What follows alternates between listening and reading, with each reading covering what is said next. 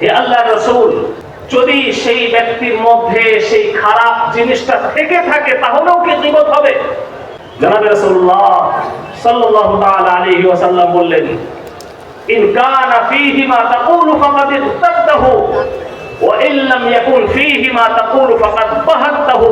যদি তার মধ্যে সেই দোষটা থেকে থাকে তাহলেই গীবত হবে, আর যদি তার মধ্যে সেই দোষটা না থাকে আর সেই দোষ তুমি বর্ণনা করছো, তাহলে সেটা হচ্ছে গীবতের থেকেও বড় গুনাহ, সেটা হচ্ছে বহতান। আমার বলার যেটা উদ্দেশ্য সেটা হচ্ছে যে এই যে দ্বীনের প্রতিষ্ঠান, এই যে দ্বীনের সংগঠন, এই মাদ্রাসা, এই মসজিদ, এই খানকা, এই মার্কাজ, এই নাদওয়াতুত তামির, এই সমস্ত সংগঠনগুলোর সাহায্য সহযোগিতা আমরা করব, এগুলোর বিরোধিতা আমরা করব না, এগুলোর গীবত আমরা করব না, উলামায়ে দ্বীনের গীবত আমরা করব না। উলামায়ে কেরামের সম্পর্কে কোনো কটু কথা বলা, হযরত মাওলানা রশিদ আহমদ গঙ্গোহী রাহমাতুল্লাহ আলাইহি লিখেছেন যে সমস্ত মানুষেরা উলামায়ে কেরামদের গীবত করে, উলামায়ে কেরামদের পিছনে তাদেরকে খারাপ বলে, কবরে যখন তাদেরকে শুইয়ে দেওয়া হয় এবং কিবলার দিকে মুখটা করে দেওয়া হয়, কিবলার দিক থেকে তার মুখটা ঘুরে যায়। বলুন নাউযুবিল্লাহ। কিবলার দিক থেকে মুখটা ঘুরে যায়, কিবলার দিকে তার মুখ থাকে না। এই জন্য জবানকে কন্ট্রোল করা অনেক বেশি পরিমাণে দরকার।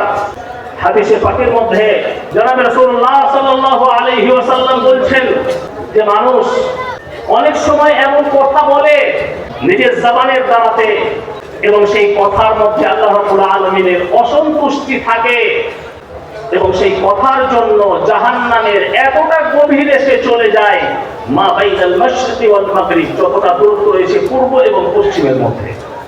এই জন্য সম্মানিত আমার ভাইয়েরা, এই নাদওয়াতুত তামির, ইমারত শরিয়া ওয়া নাদওয়াতুত তামির, আল জামিয়াতুল আরাবিয়াতুল ইসলামিয়া বদরপুর দ্বীনের অনেক খিদমত করে যাচ্ছে। আমরা আল্লাহ রাব্বুল আলামিনের কাছে দোয়া করি এবং সেই পরকালকে আমরা স্মরণ করি। আমরা দুনিয়াতে কেউ থাকতে আসিনি, আমরা সকলেই হচ্ছি দুনিয়ার মুসাফির। তিরমিজি শরীফের হাদিসের মধ্যে আল্লাহ রাসূল সাল্লাল্লাহু আলাইহি ওয়াসাল্লাম বলছেন, আল কাইয়িসু মান দানা নাফসাহু ওয়া আমিলা লিমা বা'দাল মাউত ওয়াল আজিজু মান আতবা'a নাফসাহু হাওয়াহা ওয়া তামান্না 'আলা আল্লাহ। বিচক্ষণ ব্যক্তি হচ্ছে সেই ব্যক্তি যে মৃত্যুর পরবর্তী জীবনের জন্য প্রিপারেশন নেয়, মৃত্যুর পরবর্তী জীবনের জন্য প্রস্তুতি নেয়, এবং সে নিজের নফসের মুহাসাবা করে, নিজের নফসের হিসাব নেয়, আমার কি করা দরকার আর আমি কি করছি সেটা সে মুহাসাবা করে। সে হচ্ছে বিচক্ষণ ব্যক্তি।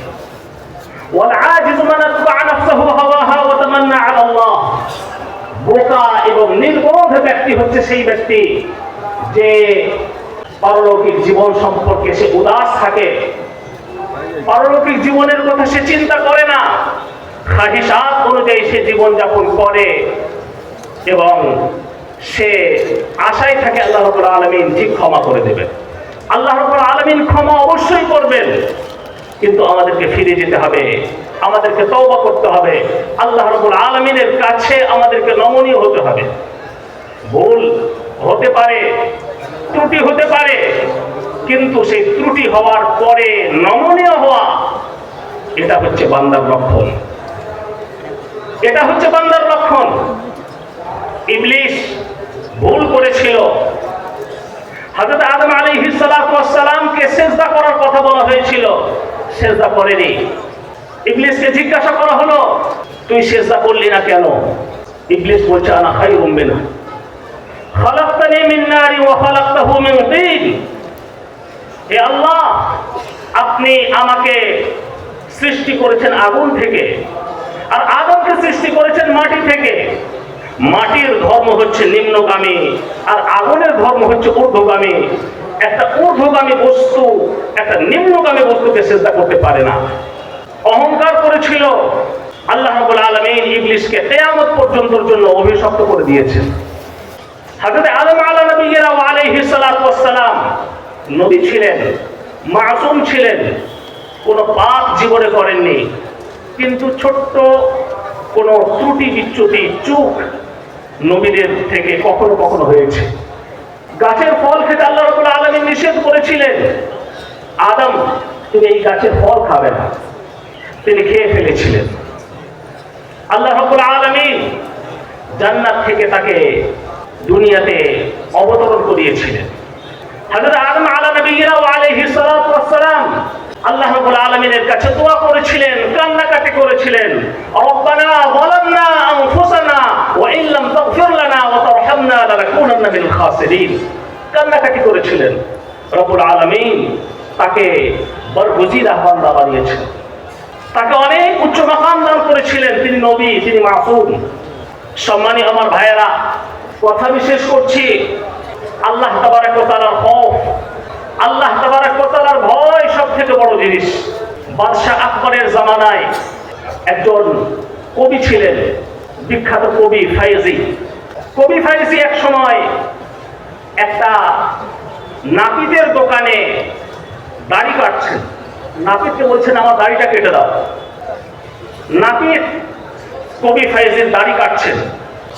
একজন ব্যক্তি সেখান থেকে পার হচ্ছিল, কবি ফাইজিকে বলছে আকা রেশমি তারাশি, হে আকা আপনি কি নিজের দাড়ি কাটছেন?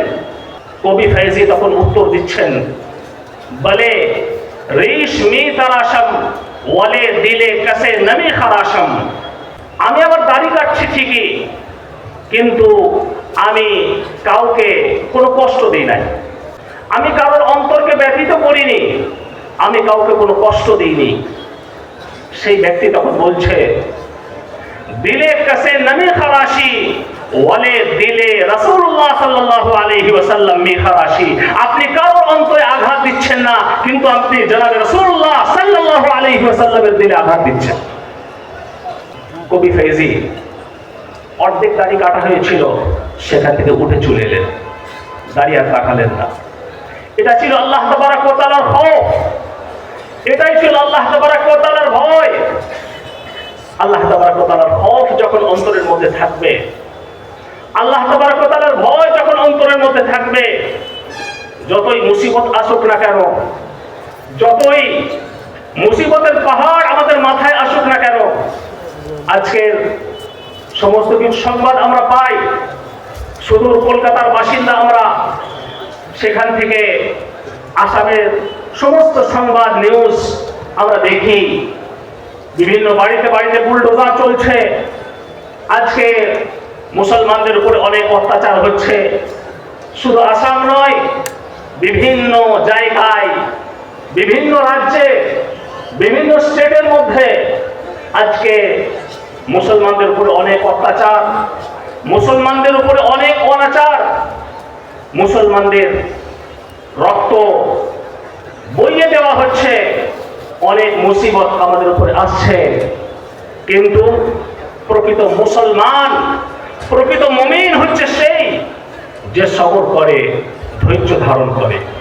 ইন্নাল্লাহা মা'আস সাবিরিন, আল্লাহ তাবারক ওয়া তাআলা সবরকারীদের সঙ্গে রয়েছেন।